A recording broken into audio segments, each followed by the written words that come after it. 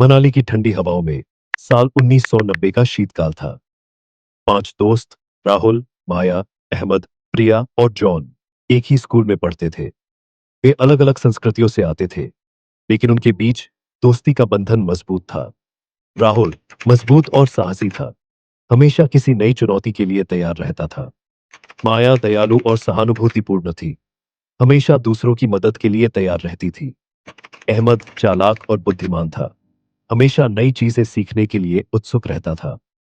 प्रिया रचनात्मक और कल्पनाशील थी, हमेशा नए विचारों से भरी रहती थी। और जॉन शर्मीला और संवेदनशील था, हमेशा समूह में फिट होने की कोशिश में रहता था। एक दिन दोस्तों ने पास के जंगल में पिकनिक जाने का फैसला किया। उन्होंने अपना लंच पैक किया और जंगल के रास्ते पर निकल पड़े। रास्ते में वे बातें करते हुए और हंसते हुए ताजी हवा और खूबसूरत दृश्यों का आनंद ले रहे थे। अचानक उन्हें जंगल से एक अजीब सी आवाज सुनाई दी। वे रुके और ध्यान से सुना, लेकिन समझ नहीं पाए कि आवाज क्या थी। उन्होंने आगे बढ़ने का फैसला किया, लेकिन आवाज तेज होती गई। अंततः वे इसे अनदेखा नहीं कर सके। वे मुड़े और देखा कि पेड़ों से एक बड़ा काला साया निकल रहा है। यह लंबा और पतला था, चमकदार आंखों और लंबे नुकीले दांतों वाला।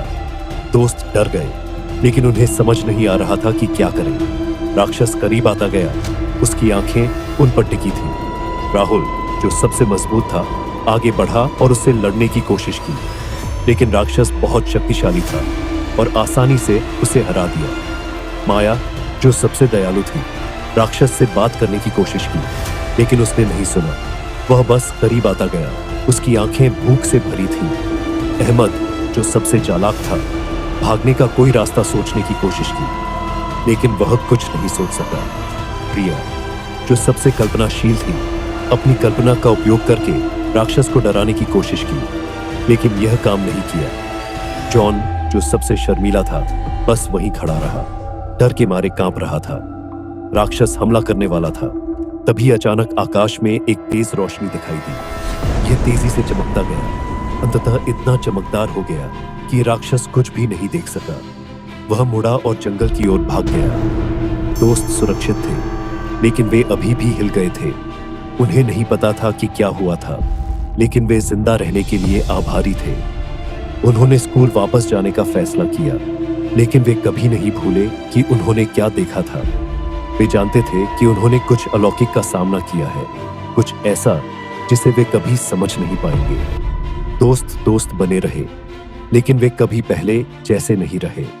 वे हमेशा अपने कंधों पर नजर रखते थे, राक्षस के वापस आने की उम्मीद करते थे, और वे हमेशा सोचते रहते थे कि उसके साथ क्या हुआ था। 5 दोस्तों और जंगल में राक्षस की कहानी हमेशा उनके साथ रहेगी। यह एक ऐसी कहानी है जो उन्हें दोस्ती की ताकत और कभी उम्मीद न छोड़ने के महत्व की याद दिलाएगी।